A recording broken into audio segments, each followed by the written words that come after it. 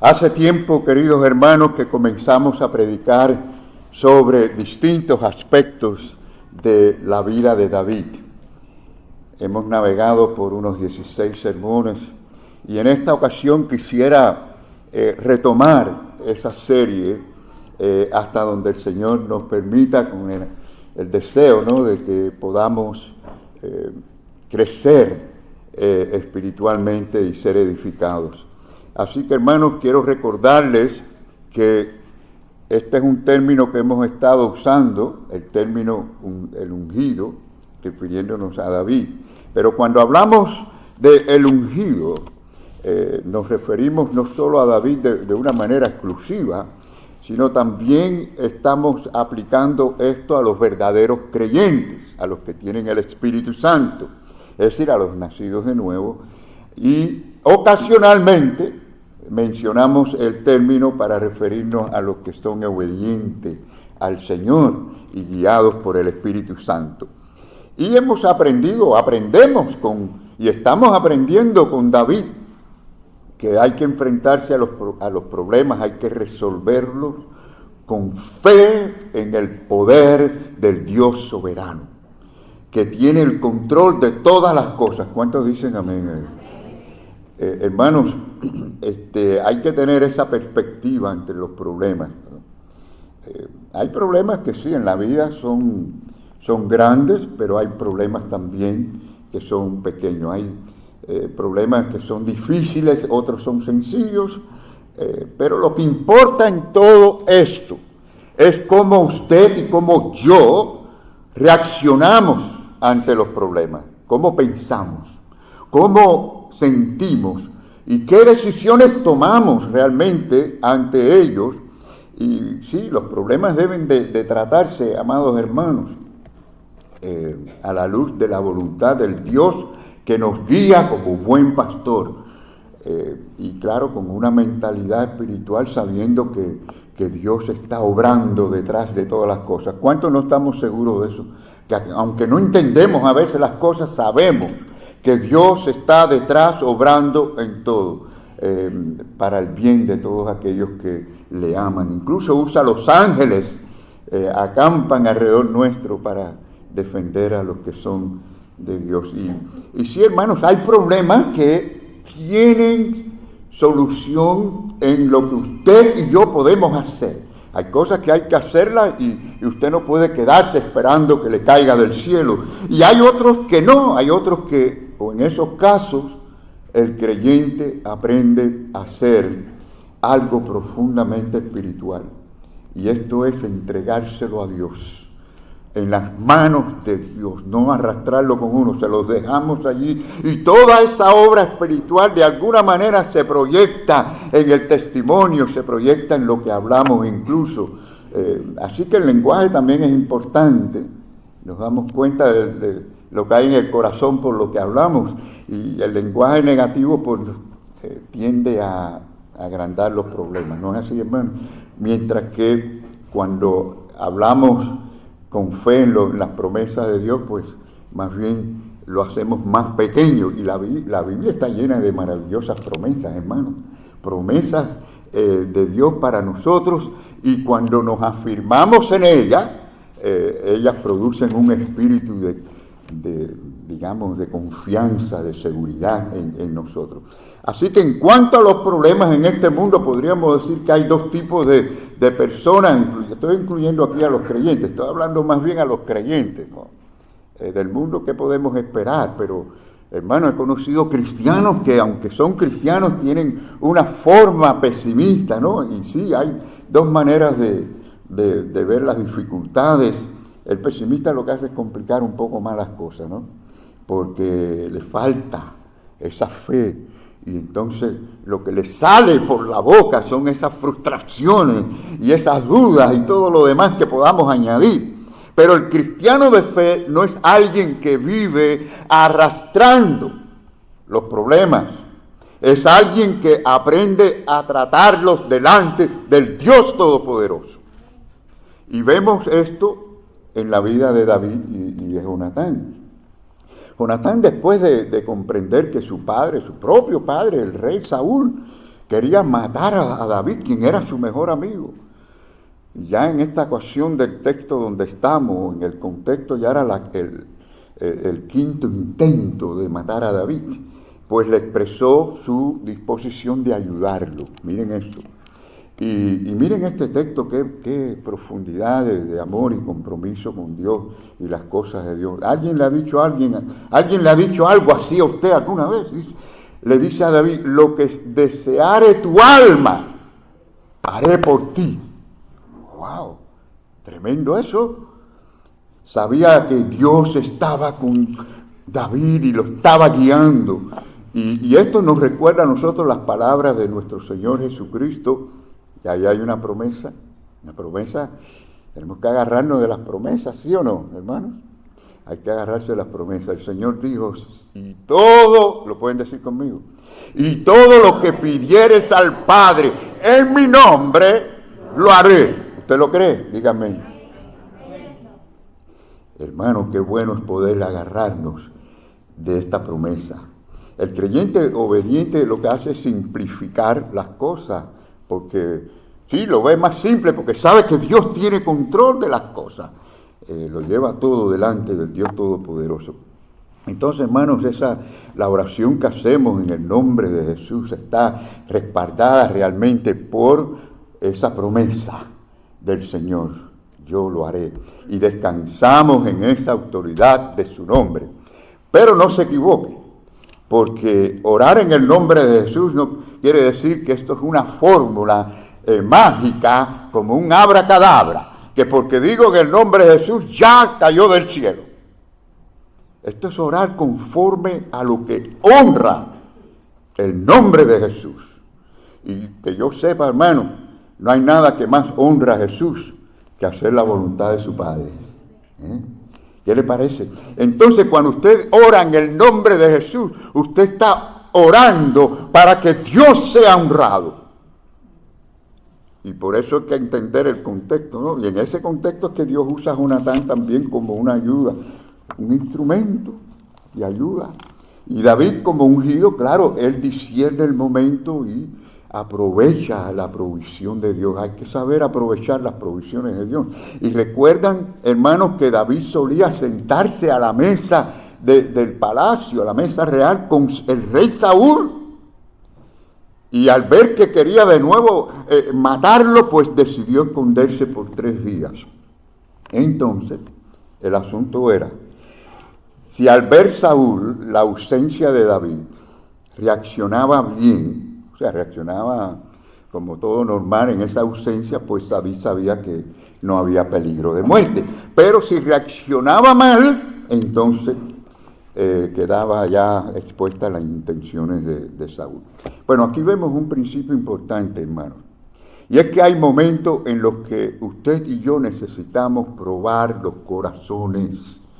Y eso no es así tenemos que estar en el Espíritu, en comunión con Dios, y Dios nos guía a probar las intenciones de los corazones. Cuando somos guiados por el Espíritu Santo, Dios nos concede ese discernimiento para protegernos, no solo para protegernos a nosotros, sino también para advertirles a otros.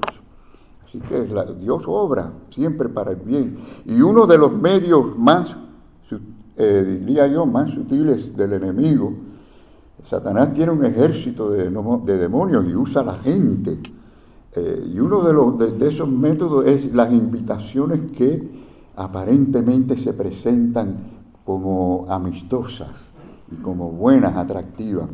Pero el creyente que vive sometido al Espíritu Santo discierna, vela y se guarda, se cuida y sabe cuándo acercarse y cuándo mantener distancia de lo que no conviene.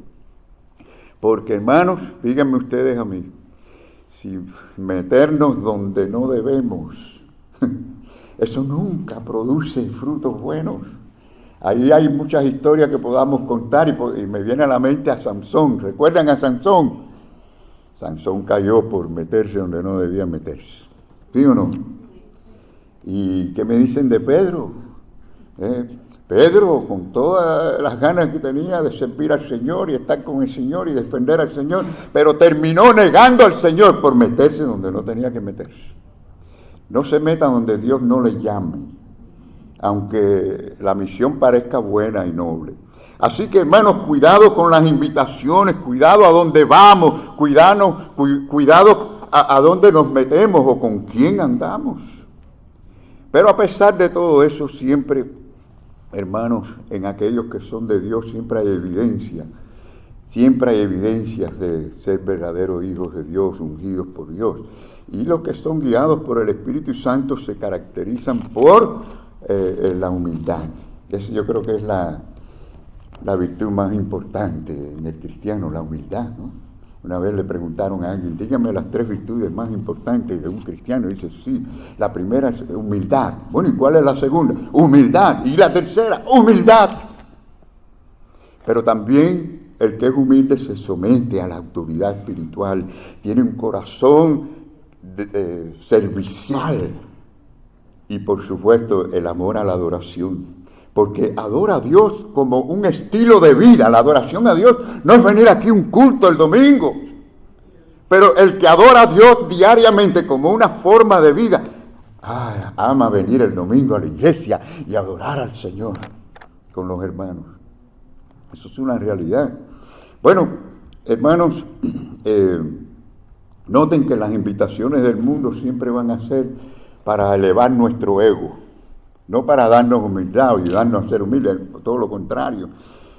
Hay que tener cuidado. Entonces el verdadero hombre de Dios es un buen guerrero espiritual, y eso no quiere decir que necesariamente es ingenuo.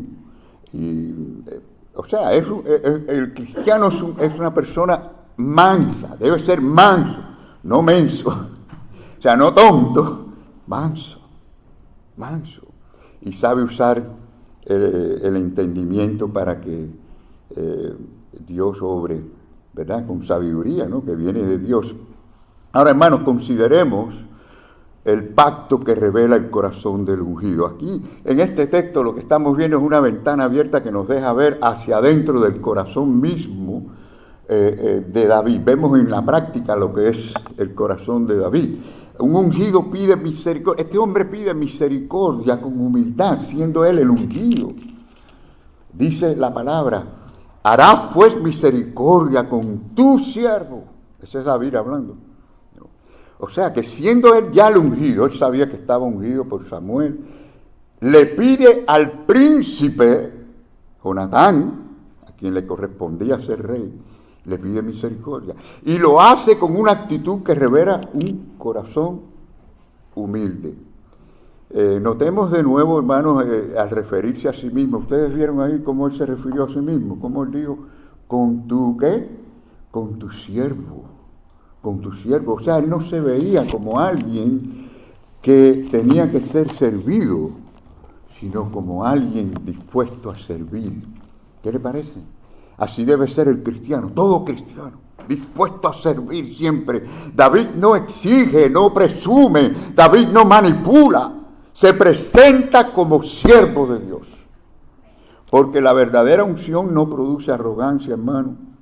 Eso no viene de Dios. Cuando usted ve arrogancia en una persona llamada cristiana, está actuando si es cristiano, está actuando en la carne. Porque el Espíritu Santo lo que produce en nosotros es dependencia de Dios, que dependamos de Dios. Y David entendía un principio muy importante, hermano, no olvides, que antes de ser líderes, somos llamados a ser siervos. Usted agarró eso. Antes de ser líderes, somos llamados a ser siervos. Un líder que no ha sido siervo, o mejor dicho, que no vive como siervo, ese no sirve.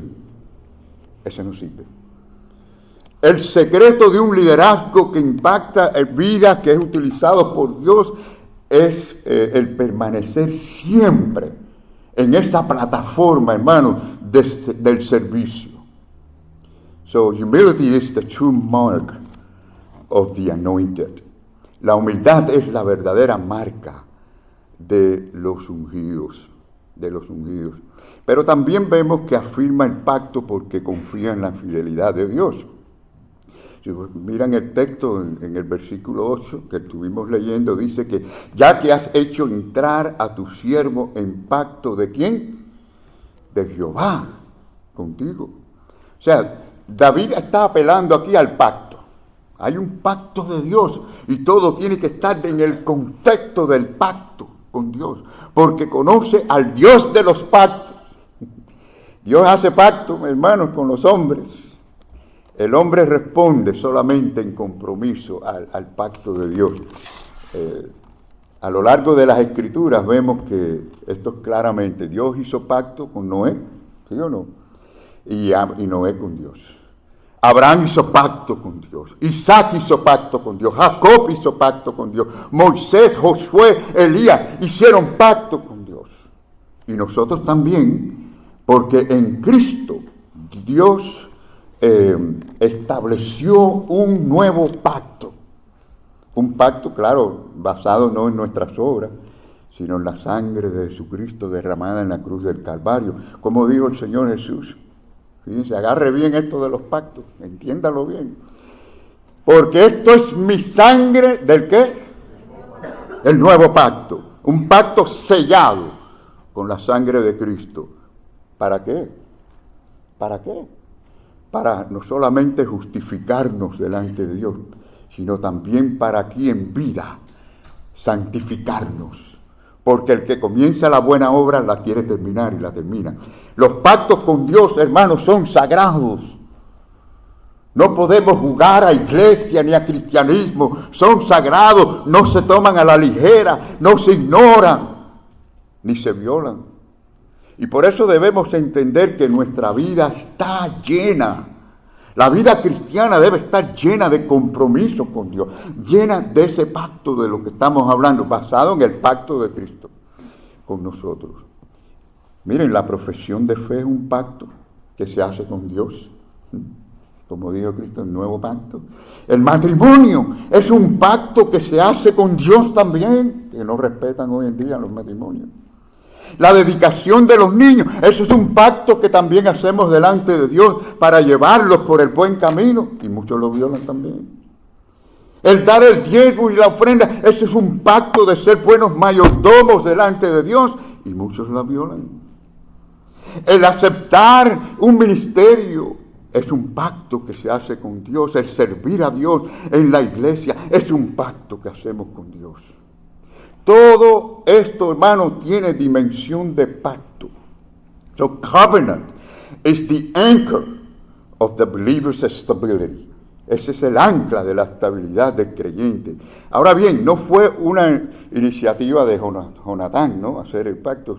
Si lo analizamos bien, sabemos que es Dios quien está guiando estas cosas. La historia está guiando la vida de estas personas. Porque lo que es bueno, lo que es verdadero, ¿de dónde viene, hermano?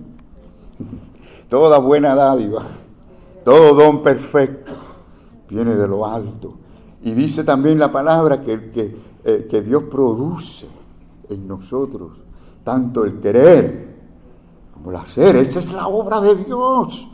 Y este pacto de Jehová entre un príncipe y un futuro rey, pues todo apunta a una realidad más grande, que es Jesucristo mismo, el ungido de Dios. Él es nuestro compromiso, es decir, nuestro compromiso es con Él. Y ese pacto no se hace, hermano, de labios. Cantamos coros, alabanzas muy bonitas, pero eso no puede ser ahí solo, tiene que ser de corazón de verdad. Cuando cantamos este coro, te exaltaré mi Dios, mi Rey, lo sintieron de corazón, estamos exaltando al Dios porque lo amamos, porque sabemos que es nuestro Rey. Es el Rey de Reyes, Señor de Señores. Entonces hay que sentirlo, hay que vivirlo. Dios mismo tiene que, por eso, revelarse al hombre, porque el hombre por sí solo no puede acercarse a Dios, ni hacer pacto, ni hacer compromiso. Dios nos ama primero y luego respondemos en amor hacia Dios. Dios hace pacto con nosotros y luego respondemos en compromiso de pacto. Y es en un sentido espiritual, el Espíritu Santo ha hecho algo similar con nosotros, porque Él nos lleva a entrar en pacto con el Padre por medio de Jesucristo. Y por eso cada vez que participamos de la Santa Cena, leemos esa porción que dice que es el nuevo pacto en la sangre de Cristo. Ahora, quiero que sepan que eso está profetizado. Qué maravillosa es la palabra del Señor, ¿verdad? Como todo se conecta y las profecías estaban allí claritas acerca del Señor Jesús. El profeta Jeremías, miren lo que dijo Jeremías. Dice, vienen días, ¿qué días? Eso es el tiempo de Jesucristo. Vienen días, dice Jehová, en los cuales haré ¿qué? No dijo Jesucristo, es nuevo pacto. Nuevo pacto. Daré mi ley en su mente. O sea, ahora Dios va a obrar en nosotros y poner la ley en la mente. Usted no la necesita en un libro, pero sí la pone en el corazón. Y la escribiré en su corazón. Y dice, y yo seré a ellos por Dios y ellos me serán por pueblo. Ese es el pacto. Ahí está el pacto. Así como Jonatán tomó iniciativa con David, hermanos, el Espíritu Santo nos conduce a entrar en pacto con Dios. Los hijos de Dios son personas de pacto. Un pacto que habla de gracia, que habla de fe, que habla de bendiciones, que habla de fidelidad a Dios. Y ese pacto nos da a nosotros dos cosas importantes: nuestra identidad, de quiénes somos, a quiénes pertenecemos, pero también propósito, para qué estamos. Ahora, el ungido se expone a la verdad sin temor. Miren cómo David le dice a Jonatán, y si hay maldad en mí, oigan esto, si hay maldad en mí, mátame ahora mismo, aquí estoy. Prefiero que me mates tú que sea el rey Saúl. Mátame si tú ves en mí que estoy actuando mal. O sea, aquí lo que vemos es esto, hermano. Esto es impactante porque vemos que David no le teme a ser examinado. ¿Cómo sería si, bueno, Dios lo ve todo, pero si estamos conscientes que Dios nos examina todo por dentro, nuestros pensamientos? David no le teme aquí a ser expuesto, no le teme a la verdad, porque claro, el verdadero creyente no vive en doblez, ¿no? Quiere vivir en la verdad. Y ahora entendamos bien que esto no quiere decir que el creyente es perfecto, tiene que ser perfecto, no estamos hablando de eso, pero sí vive en transparencia. No podemos tener nada escondido realmente. Tenemos que ponerlo todo a la luz allí delante de Dios. O sea, el creyente no se esconde, no aparenta, no finge. Su vida es un libro abierto, así debe ser. Porque cuando el creyente esconde cosas, lo mismo sea en el celular, que en la computadora, que coge aquello que no le pertenece. Hermanos, esto es peligroso, porque por lo menos debe evaluar su vida delante de Dios, si es creyente o no. Y si lo es, entonces está entristeciendo al Espíritu Santo y no hay crecimiento espiritual en la vida de ese creyente. Si usted quiere crecimiento espiritual, usted tiene que tener un corazón limpio, para que el Espíritu Santo obre con poder. Y por eso debemos traer todo a la luz, nuestras actitudes, nuestros pensamientos, nuestras intenciones. ¿Por qué? Porque Dios obra, Dios bendice y fluye en los corazones limpios. Y por eso tenemos que hacerlo, hermano, para que haya grandes bendiciones, no solo en nuestra vida, sino en nuestra familia, en la iglesia. Y Dios nos usa. La integridad no es una opción. Algunos ven eso como una opción, pero no lo es. Debe ser la respiración del creyente. Ahora, en segundo lugar, hermanos, la lealtad que Dios usa para sostener al ungido es importante también. Jonatán le dice a David, nunca tal te suceda, cuando él le está hablando, mátame. Antes bien, si yo supiere que mi padre ha determinado maldad contra ti, ¿no te lo avisaría yo? Tremendo eso. Bueno, desde este momento vemos algo hermoso, hermano, porque Dios usa la lealtad a veces de otras personas para sostener a los ungidos de Dios, a los siervos de Dios en tiempos de crisis. Y el príncipe Jonatán deseaba el bien de David. No quería nada malo para David. Y esto nos enseña una verdad pastoral, hermano. Y es que los siervos de Dios necesitamos personas que nos cubran con buena voluntad y con oración. En medio de la aflicción, Jonatán fue como un bálsamo para David. Eso es algo importante. Un verdadero Jonatán siempre va a velar por la seguridad de un David. Los que tienen el espíritu de Jonatán son los que protegen a los siervos de Dios. Miren lo que le dijo Jonatán a David. Miren, esto todo es tan maravilloso, hermano, cuando usted, claro, no tenemos tiempo de leerlo todo con detalle y de desarrollarlo como quisiéramos, pero le dice, ven, vamos al campo, vamos a salir al campo. Y salieron al campo. Jonatán lo estaba invitando allí a respirar, a pensar, a meditar, a renovar sus perspectivas. Quién sabe si cantaron algunos coros, algunos himnos de ahí, porque David era músico, ¿no? A veces necesitamos esos momentos, hermano, de descanso, conversaciones espirituales que nos edifiquen, esa compañía, porque quiero decirle, hermano, que nadie puede servir bien a Dios. Escuche esto, nadie puede servir bien a Dios en aislamiento. Necesitamos siempre el respaldo. Dios usa a otros alrededor nuestro.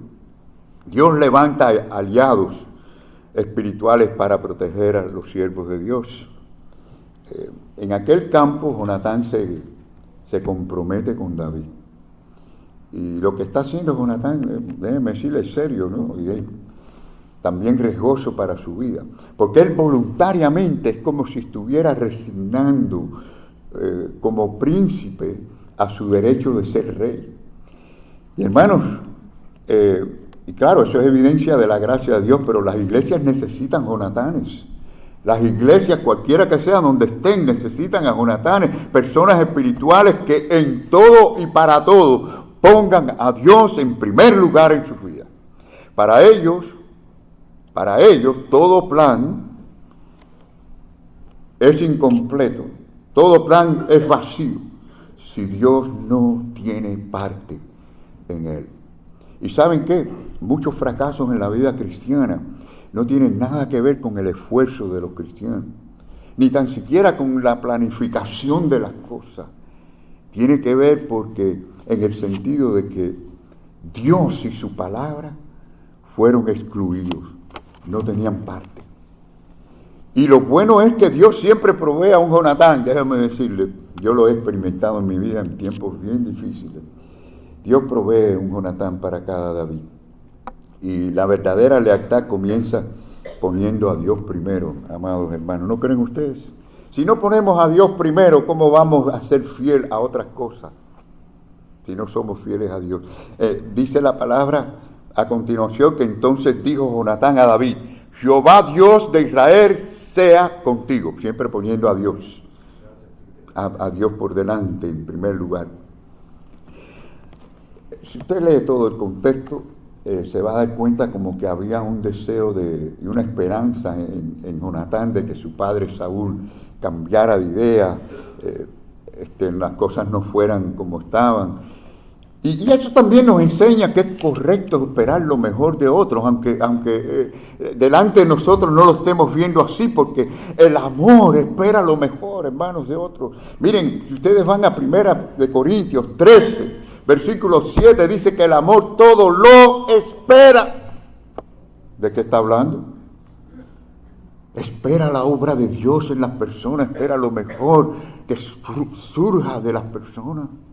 Por eso no podemos estar juzgando con prejuicio, pensando lo malo, porque el verdadero amor todo lo espera para la gloria de Dios. Y mucha gente se pierde en el gozo de esperar lo mejor, a veces por prejuicios. Aunque yo sé, la realidad a veces no la vemos cambiar delante de nosotros, pero esa es la realidad del que ama. Cuando Dios está primero, hermano, la lealtad se vuelve firme, estable, inquebrantable. So when God is first, loyalty becomes unbreakable. No hay quien lo rompa. Cuando es firme, cuando es real, cuando es Dios quien nos guía. Y entonces vemos que la lealtad espiritual protege el propósito no la comodidad. No la comodidad. Creo que hay demasiados cristianos prefiriendo tirándose al lado de la comodidad y no están entendiendo el propósito realmente. Bueno, ahí vemos que él le dice a David, pero si mi padre intentara hacerte mal, es decir, ya él estaba dispuesto a hacer lo que tenía que hacer. Él realmente está arriesgando su posición, su herencia, su seguridad de ser rey y todo lo demás. Pero hermanos, sepa esto, que serle fiel a Dios, o digamos la lealtad bíblica, siempre tiene algún precio. Sépalo. Yo no le estoy diciendo cositas aquí bonitas por decírsele, esa es la verdad. Usted quiere serle fiel a Dios, sepa que va a pagar un precio, pero la pregunta es, ¿estás dispuesto a pagarlo? ¿Cuántos dicen que sí? ¿Cuántos dicen que sí, hermano? La lealtad verdadera escoge a Dios por encima de cualquier comodidad y aunque duela. True loyalty sacrifices comfort to protect God's calling. Miren, cuando Dios guía, hay buena voluntad hacia los siervos. Dice la palabra a continuación, y esté Jehová contigo. ¡Wow! Esto debería ser siempre el deseo de cada uno de nosotros, unos por otros, ¿verdad? Los creyentes, los siervos de Dios, pastores, líderes, obreros, necesitamos siempre el respaldo espiritual de los hermanos. Y los hermanos, todos necesitamos esto también. Necesitamos oración. Necesitamos oración porque queremos no la bendición que nos dé el mundo, sino la que Dios nos dé, la presencia de Dios. Necesitamos cobertura espiritual porque sabemos que la gracia de Dios es lo que nos ayuda a hacer lo que tenemos que hacer. Y sin ella no podemos hacerlo. En tercer lugar, amados hermanos, el compromiso que trasciende generaciones. Y aquí el pacto deja de ser algo momentáneo y se convierte en algo que realmente trasciende el tiempo. Y yo quiero que ustedes piensen que nada de lo que hacemos para la gloria de Dios es en vano. Miren, el ungido honra primeramente el pacto, aun cuando las circunstancias cambian, de cualquier manera que sea. Porque vemos que él le dice, y no apartarás tu misericordia de mi casa para siempre. Ahí está ese compromiso que es no para ahora, el momento, para siempre. Ojalá que así sean los hermanos y nos amemos unos a otros, ¿verdad? Si esto fuera así, no existieran en ninguna iglesia creyentes yéndose a otra iglesia enojados con otros. No existiera. Yo quisiera que me explicaran por qué lo hacen. Yo sé que van a tener todas las excusas, pero yo los llevo enseguida a 1 Corintios. Todo lo soporta. El amor todo lo soporta. No, pero parece que no estamos dispuestos a amar como Dios quiere que amemos, ¿verdad? Miren, Jonatán sabía que Dios estaba con David, obviamente, ¿no? Y por supuesto que a pesar de que las cosas no lucían bien en el momento, él sabía que David iba a triunfar y que David iba a estar en la posición de rey. Y por esta razón es que él hace un pacto ahora con David hacia el futuro para cuando ya él no esté en este mundo. Los que conocen a Dios saben que lo que Dios empieza, lo termina. ¿No es así? Nosotros somos los que empezamos cosas y no las terminamos. Y quizás un montón de ellas en la vida. Y tenemos razones por qué, y excusas por qué, pero lo que yo sí sé es que Dios no deja las cosas medias. Dios lo que empieza lo termina. Aunque en el presente uno no entienda, las cosas no se vean bien, ¿no? Pero el futuro está en manos de ¿quién, hermano? Está en manos de Dios. Entonces el pacto del ungido produce frutos que otros van a disfrutar más adelante. So, covenant faithfulness becomes generational blessing. Uno no sabe hasta dónde podemos llegar con la bendición a otros por algo que decidimos hacer hoy. Y allí en 1 Samuel 20:17 dice, y Jonatán hizo jurar a David otra vez porque le amaba. Entonces, ¿qué es lo que estamos viendo aquí, amados hermanos? Que años después que Jonatán partió a la eternidad, vemos esta misericordia en acción. Porque Jonatán tenía un hijo llamado Mefiboset. Se cae el niño y parece que se dañó, yo supongo, la columna, algo le pasó que quedó lisiado, quedó inválido por un accidente allí. Pero el asunto es que aquí vemos lo que sucede después. David acogió a ese muchacho por el resto de su vida, lo bendijo grandemente, aparte que le dio propiedades, fincas y de todo, pero lo sentaba a la mesa real con él en su palacio para que comiera con él. Y esto fue por causa de ese pacto, de ese amor que hubo con su padre Jonatán. Hermano, el amor espiritual es lo que une a los verdaderos creyentes. ¿Usted lo cree? El mundo está tan lleno de esas, o mejor dicho, está tan falto de amor. Necesita amor y en la iglesia tenemos que tener amor y estar llenos de amor unos con otros. Jonatán amaba a David y David amaba a Jonatán, y el verdadero amor une. Y el Señor nos manda a amarnos, un mandamiento del Señor, amaos los unos a los otros. Si no lo hacemos, no estamos obedeciendo al Señor. No solo es 1 Corintios 3, es las palabras mismas del Señor Jesús. ¿Saben que siempre que pienso así en esa clase de amor, no sé a ustedes, pero a mí me viene a la mente la relación de Ruth con Noemí? Esas dos mujeres nos dejan un ejemplo. ¿Cuántos la conocen? Ella dice, no me ruegues que te dé. ¿Qué palabra es esa? Claro, ya ustedes saben lo demás. Donde quiera que tú vivieres, iré yo, fueres yo iré. Incluso le dijo, tu pueblo será mi pueblo. Y donde tú mueres, allí seré sepultada yo. ¿Qué clase de amor es ese? Sí. Ese es el tipo de amor que nace de Dios, hermano. Un amor firme, sacrificial, inquebrantable. A veces, pensando en esto, digo, Señor, perdóname porque yo quiero amar así. A veces no amo así. Y tenemos que ser honestos delante del Señor y reconocerlo. Uno de los errores más grandes que cometemos a veces es simplemente querer tratar de hacer las cosas bien por nosotros, pero no venir ante el Señor y reconocer humildemente que de verdad le hemos faltado. ¿En serio nos cuesta tanto eso? ¿En serio nos cuesta tanto venir delante del Señor, quien dio su vida por nosotros, y decir, Señor, yo no he sido tan fiel, yo necesito de tu gracia, perdóname y ayúdame? ¿Saben qué? El Señor se goza en esa actitud y se mueve el Espíritu en nosotros. En 1 Samuel 20:23 dice allí la palabra, Jehová esté entre nosotros dos para siempre. Tremendo amor ese. Así que si ustedes me preguntan, pastor, un ejemplo de dos amores en la Biblia. Bueno, ahí tienen a Ruth con Noemí y aquí tienen a Jonatán con David. Y ahí no había nada de esos pecados horribles que estamos oyendo hoy, del género, de mujeres con mujeres y hombres con hombres, nada de esto. Aquí hay verdadero amor limpio. Dos hombres que supieron amarse, dos mujeres que supieron amarse, pero para honrar a Dios.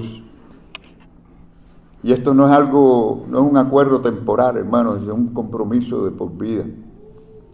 Se dijeron palabras y cumplieron palabras. Necesitamos hombres y mujeres así en la iglesia. Hermanos, permítanme concluir. Al llegar aquí, no solo hemos hablado algo de historia, hemos visto principios eternos que gobiernan la vida de los creyentes. Dios honra a aquellos que caminan con humildad, con integridad, en pacto. Dios no busca perfección externa, Él busca un corazón humilde, un corazón comprometido con Él. Dios sostiene a sus hijos mediante lealtades espirituales que Él mismo levanta. Nadie camina solo en el propósito de Dios. Él siempre provee a un Jonatán para un David. ¿Serás tú uno de esos Jonatanes? ¿O serás tú un David? Los pactos hechos en el nombre de Dios producen frutos que trascienden generaciones. Quiere decir que lo que hoy estamos haciendo, lo que usted puede hacer hoy o hace hoy para la gloria de Dios, querido amigo, hermano, mañana será bendición para otros. Y finalmente los jonatanes saben hacer compromiso con la obra de Dios, porque saben que están sirviendo al Rey de Reyes, Señor de Señores, son como siervos de Dios.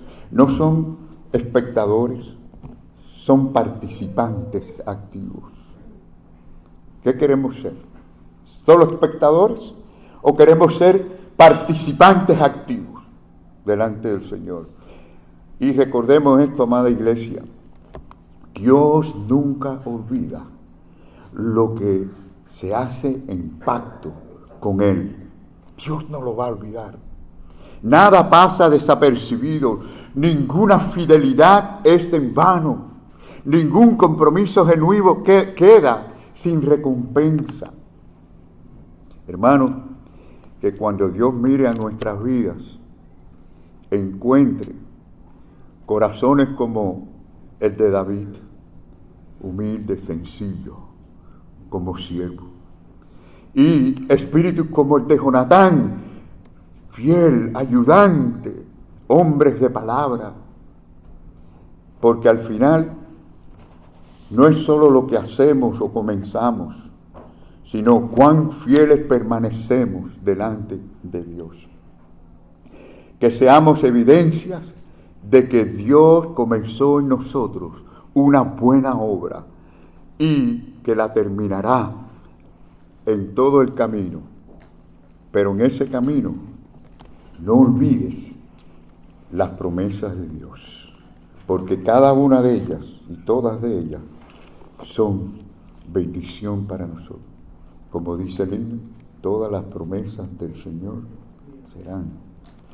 Y les pido en estos momentos, hermanos, que se pongan en pie para cantar ese himno que nos hace recordar las promesas del Señor.